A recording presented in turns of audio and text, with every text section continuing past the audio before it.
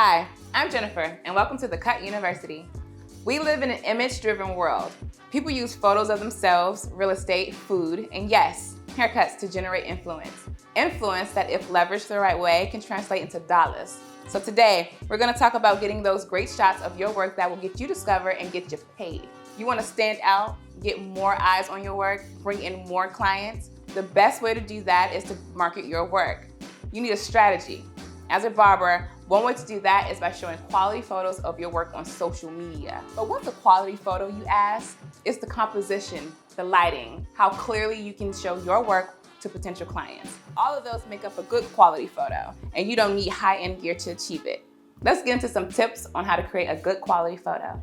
Tip number 1, lighting. Lighting is one of the most important things in photography. You need to make sure your work is well lit to show it at its best. I'm sure you already have seen the many ring lights barbers have on IG.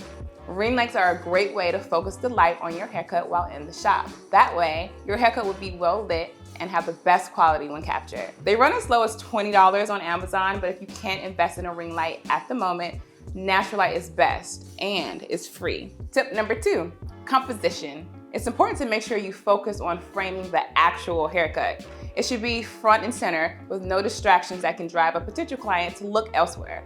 For example, the haircut should not be shown in the bottom of the corner of the photo, with the shop showing in the background above the haircut. That's extremely distracting, and you only have a few seconds to capture the attention of the audience on social media. Use it wisely.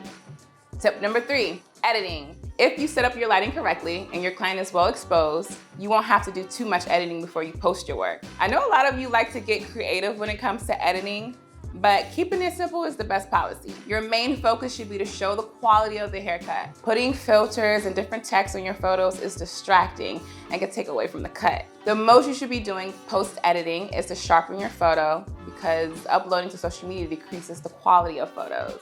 It depends on the camera or phone you're using. Keep the editing to a minimum and keep the photos coming. Now that you got some tips to step up your photo game, in the next class, you'll learn how and why you should take notes on your clients. Thank you for watching theCut U. Hit the link below to download theCut and start your 15-day free trial today.